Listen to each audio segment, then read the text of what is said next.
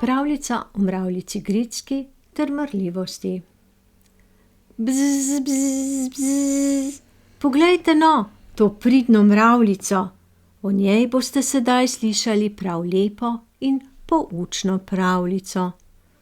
Je zabrenčala čebelica Sivka in kar dvakrat obkrožila nenavadno rumenkasto rjavo živalico, ki je med travnatimi bilkami neumorno grizljala drobne listice. Hej, Gricka, pozdravljena, kako si kaj danes?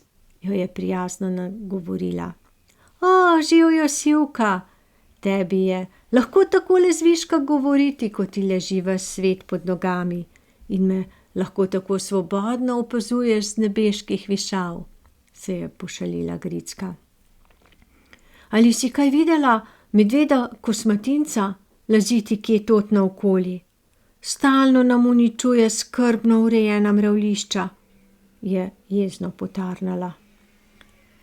Ah, ta predrznež kosmati, tudi naše panje stalno razdira in nam krade težko prigarano medičino, se je sedaj razhudila še Sivka. No, da ne bova samo jamrali vse povprek. Poleg tega debeluharskega sovražnika imata najini družini tudi kar veliko lepih, zelo podobnih lastnosti, kaj ne? Se je navihano zahihitala mravljica. Ja, res je. Že od prastarih časov smo zgled delavnosti, vztrajnosti in redek vzor nesebičnega žrtvovanja v dobrobit celotne družinske skupnosti, je ponosno zabrenčala Sivka. Najina, čeprav tako različna svetova predstavljata skoraj brezhibno urejenost sveta narave. Tako čebele kot mravlje živimo v družinah, ki jih sestavljajo glavna poglavarka matica, delavke in samčki. In vsi vedno vemo točno, kaj moramo postoriti, da življenje nemoteno teče dalje. No, sedaj moram pa res hitro odbrzeti naprej. Dišeči in opojni cvetovi na travniku me neumorno kličejo, saj se kar šibijo od sladkih sokov, je še dodala in se že dvignila nad visoke trave. Gricka ji je veselo pomahala v pozdrav, potem pa žalostno namrščila svoje dolge tipalke. Mravlje smo ene najstarejših živali, ki so preživele na zemlji. Obstajale smo že v obdobju starodavne krede, torej pred več kot 90 milijoni let. Res izhajamo iz družine kožekrilcev, ampak med približno 140 živečimi vrstami v Sloveniji nas zna le še bore malo letati po zraku. Ko sem bila še majhna, sem tudi jaz imela krila. Nekega toplega poletja sem še z nekaterimi družicami zapustila staro mravljišče. Kar odletele smo in si potem skupaj ustvarile nove kolonije v gozdu. Nova mravljišča smo zgradile pod zemljo, na travnikih in livadah. Številna pa smo mojstrsko dvignile tudi više nad zemljo in so povsod jasno razpoznavna kot visoki kupčki predelane zemlje. Moj dom je osnovalo več poveljnic, tako imenovanih matic. In kot da nismo imele že dosti drugih težav. Kasneje so se med sabo spopadle za oblast in tako je ostala v mravljišču le še najmočnejša. Jaz pa sem takrat na vso žalost izgubila tudi krila. Ah, kako zavidam Sivki, ko lahko vžge svoje motorje kadarkoli se ji zahoče in svobodno poleti v sinje modro nebo. Grick, grick, grick. Previdno se je ozrla naokoli. Šment, kako sva se zaklepetali. Vonj do odkrite hrane, ki so jo s svojimi izločki označile naše skavtinje v izvidnici, se je čisto porazgubil. Najbolje, da se vrnem nazaj, kar po svojih sledeh. Je nejevoljno zamrmrala in se potem v hipu zdrznila. Ni bila dovolj pazljiva. Pot je nenadoma prekrižala ogromna rdeča mravlja, se postavila na zadnje noge in proti njej odprla grozeče čeljusti. Previdno se je pomaknila nazaj, a bilo je prepozno. Cela četa rdečih bojevnic jo je obkrožila in stisnila v neprebojen obroč. Sedaj greš z nami, drugače te nabodemo z želom kot kakšen ražnič in boš zaspala zavedno. Grička se je prestrašeno zdrznila in ubogljivo zvila k tlom. Rdeče mravlje so bile v številčni premoči, pa še večje in močnejše so bile od nje. Vedela je, da bi skozi želo v telo ubrizgale nevarno snov, ki se prav zaradi njih imenuje mravljična kislina, in potem ji res ne bi bilo več pomoči. Joj, tako kot jaz imajo tudi one 6 nog, ki izhajajo iz oprsja, ampak so veliko bolj mogočne in končajo se s finim krempljem, da se lahko uprimejo vsakršne podlage in zato lahko plezajo v vse smeri, tudi navpično in s hrbtom nazaj. Preklemano težko jim bom pobegnila, je žalostno pomislila. Slišala je, da prav tako kot ona, tudi ta vrsta mravelj nima nikakršnih pljuč, zato uporabljajo kar nekakšne ventile na zadnji strani telesa, kjer je shranjen zrak, da lahko dihajo. Kot da bi bile kakšne potapljačice pod vodo, jo je prešinilo. Potem pa se je v trenutku zgodilo. V napad, bojevnice, je zdajci završalo med travami in napadalke so se pognale naprej s silno močjo. S tankimi nitkami na kaveljčastih krempljih so Gricko v trenutku povezale kot butaro ter jo negibno odvlekle skozi gosto podrast. Gricka se je dobro zavedala, da je sedaj ne čaka nič dobrega. Prestrašeno je zahlipala. V mravljišču so nas učili, da je poleg medveda kosmatinca naš smrtni sovražnik prav človek. Naš rod je vedno podil iz svojih brlogov. V njegovi bližini je bilo vedno veliko dobrot, ki pa jih ni nikakor želel deliti z nami. Še več, ko smo gradile svoja bivališča po njegovih lično pokošenih travnikih ali podtlakovcih ali ob zidovih njegove domačije, nas je neumorno in neusmiljeno uničeval. Kaj šele, da bi se drznila stopiti v notranjost njegovega domovanja. Nažalost pa imajo te rdečke tudi same veliko človeških lastnosti. V marsičem so mu kar preveč podobne, je polglasno potarnala. Kaj se pa sedaj tako cmeriš? Jo je grobo napadla največja rdeča bojevnica. Ali bi res rada, da ti takoj skrajšamo muke? Gricka se ni vdala. Veste, prava sramota našim mravljim rodovom. Vedno ste zasužnjevala le druge. Napadale ste domove miroljubnih sorodnic.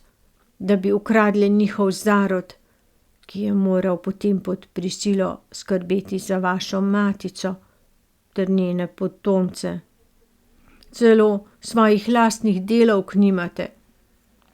S pretvezo prijateljstva ter navidezne želje po sožitju se prihuljeno vtihotapite v tuje domove, da bi jih kasneje kar se da kruto prisvojile.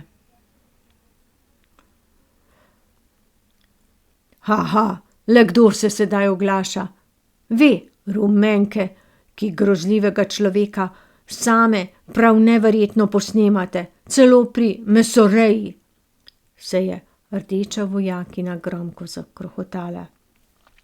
Vse vemo, da se travniške mravlje redno prehranjujete z izločki podzemnih vrst listnatih uši, ki jih v ta namen gojite kar v svojih gnezdih. Pozimi pa se na vašem jedilniku brez slabega občutka znajdejo kot posebna specialiteta. Dobrota pa taka. V primerjavi z vami mi pridno raznašamo semena vse naokoli in pomagamo pri širitvi in razraščanju rastlinskega sveta. Poleg tega ogromno pripomoremo k razkrajanju lesa in prezračevanju prsti. V primerjavi z vami, neumnimi travniškimi bubami, smo mi prave pokazateljice zdravega gozda. Pri mojem bridkem želu najbolje, da si res čisto tiho. Gricka je utihnila, saj je globoko v srcu vedela, da tudi njena kolonija ni bila prav svetav vzgled vzornega sožitja v naravi. Nič, sedaj moram napeti vse moči, da se nekako spravim iz te zagate, je pomislila. Te rdečkarice me bodo zagotovo odpeljale v suženjstvo ali pa še živo pohrustale na kakšnem slavju. Sama se iz te godlje ne rešim nikoli, je žalostno potihem premlevala zadnje dogodke. Nagonsko je skušala s svojim vonjem označiti čim več delov poti, po kateri se jo neusmiljeno vlekne napadalke. Moram se oprijeti še tako drobne bilke, je tuhtala. Kmalu so prispeli do velikanskega kupa nagrmadenega igličevja, skozi katerega so v notranjost vodile številne vhodne odprtine. Tu je torej njihov brlog, je zavzdihnila Gricka. Vse povsod so skozi majhne luknjice v široko razvejano podzemno mrežo hodnikov hitro, pa vendar po nekem čudnem zaporedju čisto usklajeno vstopale in izstopale številne mravlje. Spustite me, ve nasilnice, drugače vam bo res še hudo žal, se je Gricka junaško upirala, migala s tipalkami ter mahala na vse strani. Rdeče vojakinje so kar pokale od smeha ter jo na silo vlekle skozi številne tunele, ki so povezovali različne prostore. Tako za hranjenje, za vzgojo ličink, pa vse do srca kolonije, ki je ležalo varno skrito globoko v notranjosti. Tu torej biva in kraljuje neusmiljena gospodarica, se je zdrznila Gricka. Se je še sama težko verjela, a slišala je, da pri nekaterih vrstah lahko matica doživi celo 30 let, kar je 10-krat več od življenjske dobe običajnih mravelj delavk, ki so tu, zasužnjene iz vseh vetrov, vse povsod marljivo tekale naokoli in z nepopisno vnemo čistile, hranile najmlajše in po potrebi celo branile mravljišče svojih zavojevalcev.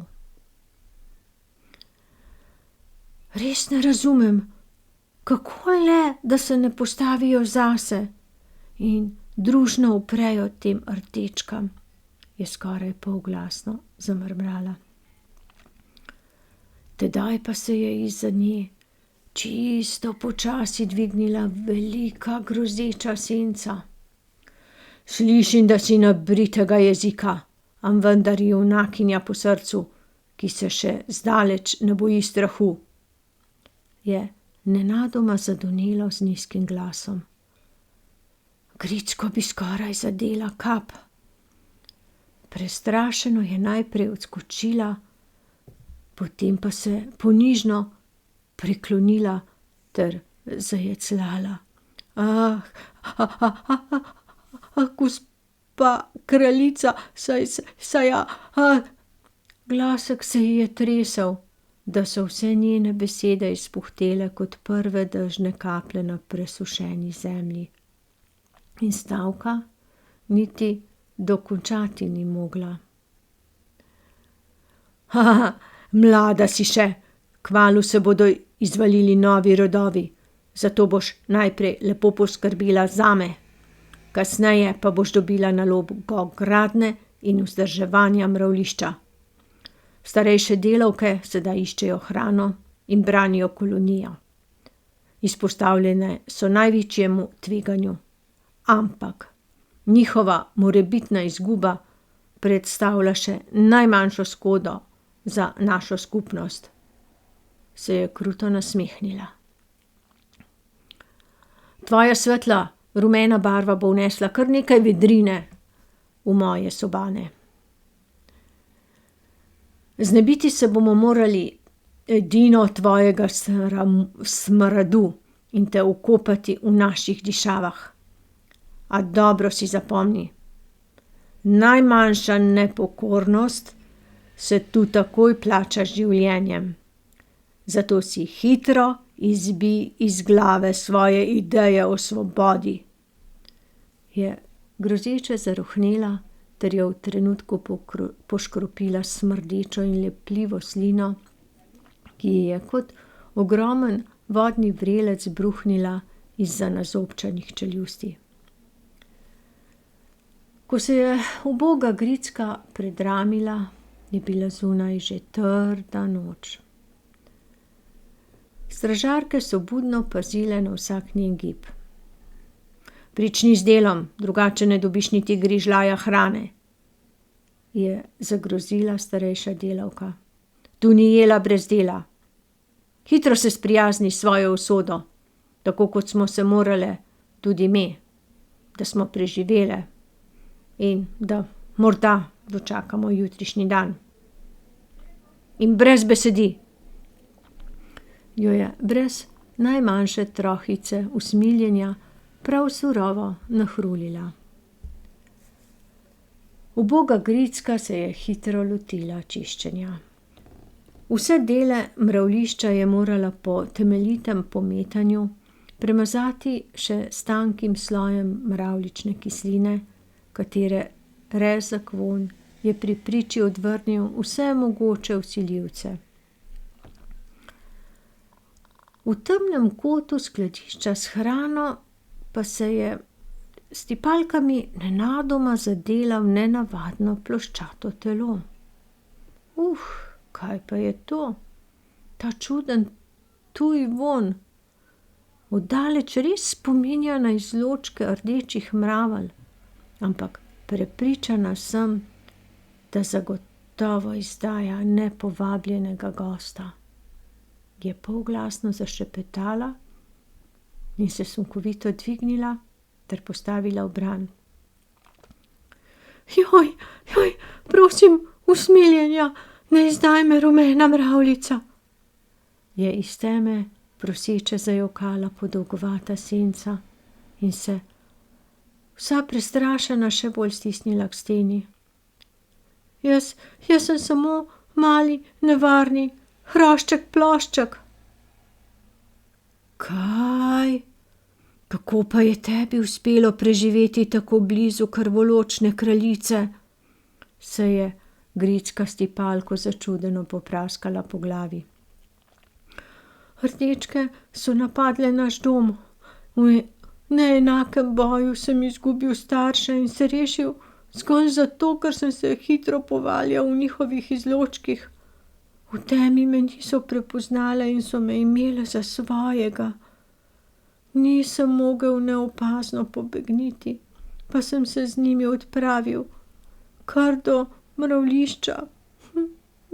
In sedaj sem tu. In se tresem vsako sekundo kot šiba na vodi. To je pa res junaštvo, da mu ni para, je še vedno v vidnem šoku prikimala Grička. Vsaka kolonija mravelj ima res čisto svojstven in poseben vonj, da se lahko že oddaleč takoj loči od drugih. Ampak to, kar si uspel narediti, je res nekaj posebnega. Vsak trenutek mi mine z mislijo na beg. Prav tu zadaj, v kotu shrambe, kjer je polno posušenih žuželk, semen, gliv in cvetličnega nektarja, sem odkril drobno špranjo, ki odpira ozko pot do podzemnega rova, ki ga je izdolbla voda. Čez nekaj časa se potem razpoka daleč za mramliščem pomakne proti površju. Potrebno je premakniti le nekaj kamenja in že si na svobodi. Kaj ko pri izhodu vse povsod naokoli mrgoli na stotine rdečih vojakinj, ki budno nadzorujejo okolico. Veš kaj, plošček, združila bova moči in skupaj bova pobegnila, je polna novega upanja od nepopisnega navdušenja skoraj zakričala Grička. Sedaj morava samo paziti, da naju ne odkrijejo. In rečeno, storjeno.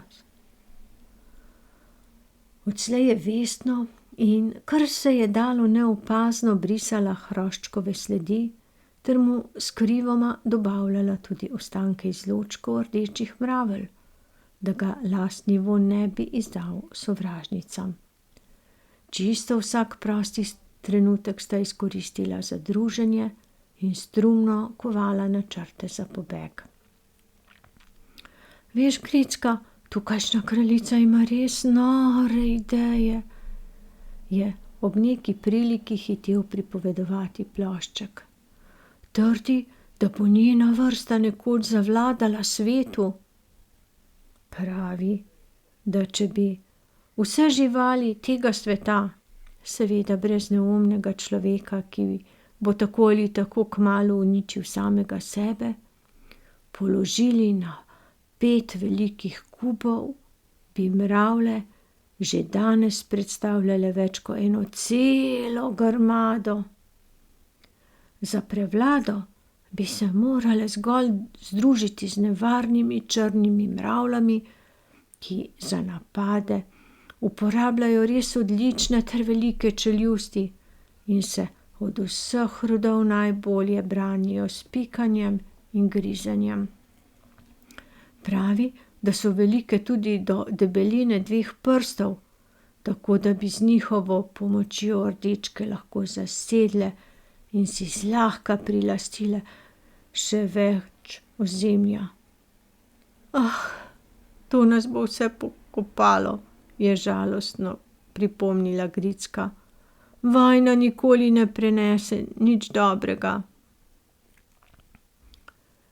Zdajci pa so se po celotnem mravljišču razlegali preteči zvoki in nenavadno tresenje, ki ga vojakinje navadno sprožijo z drgnjenjem različnih delov telesa. Alarm, alarm, napadene smo, hitro v obrambo in v napad, zaščitimo kraljico!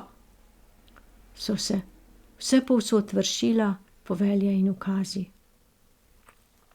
Po hodnikih se je pričel širiti nenavaden vonj, ki ga v paniki izločijo poškodovane mravlje, in v mravljišču sta v delčku trenutka zavladala panika in nered. Zagomazelo je vse povprek. Plašček in Gricka nista dolgo razmišljala. Odmaknila sta nakopičeno hrano ob steni shrambe in se v zadnjem trenutku pognala skozi zevajočo špranjo ter pohitela po rovu naprej. Neznana sila je s strahovitimi udarci rušila prehode in zasipala izkopane prostore. Tresenje se je samo še stopnjevalo. Zdelo se je, da je prišel konec sveta. Daj plošček, odmakniva še to skalo, pa bova na planem in na svetlobi, je z zadnjimi močmi zavpila Gricka. Ko sta čez nekaj trenutkov previdno pokukala iz nastale vrzeli kar nekaj metrov za mravljiščem, sta imela kaj videti. Medved kosmatinec je z veliko šapo, na kateri so se svetlikali ostri kremplji, neumorno razkopaval Rdečkin dom. Počakal je, da so se bojevnice oprijele njegove šape, ter se z želji zasadile v skoraj neprebojno debelo kosmato kožo, nato pa si jih je neumorno mašil v nenasitni goltanec.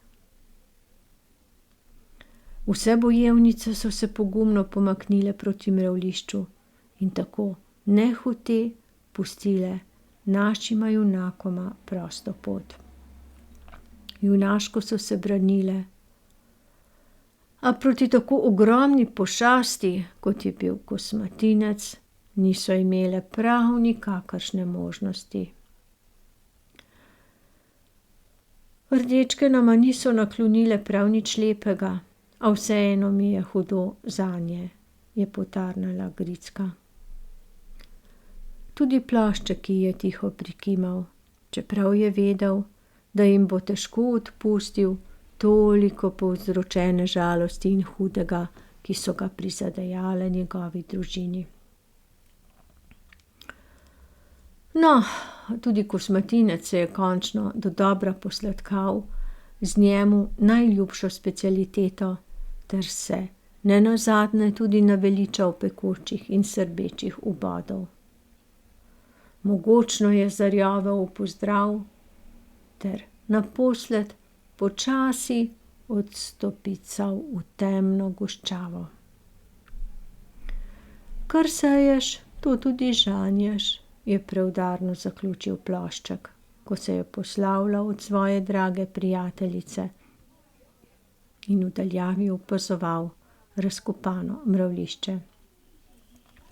Ja, vidiš, plošček, res je smešno, da naju je na koncu rešil prav kosmatinec. Sovražnik tvojega sovražnika je morda res tudi tvoj prijatelj, se je nasmehnila. Prisrčno sta se objela ter si pomahala v pozdrav. Gricka pa je imela še posebno srečo. V bližini je kmalu zaznala nekaj ostankov njej tako prijetnega, domačega in značilnega vonja. Po skoraj zabrisanih sledeh se je kljub utrujenosti sedaj presrečna, urno in veselo odpravila proti domu.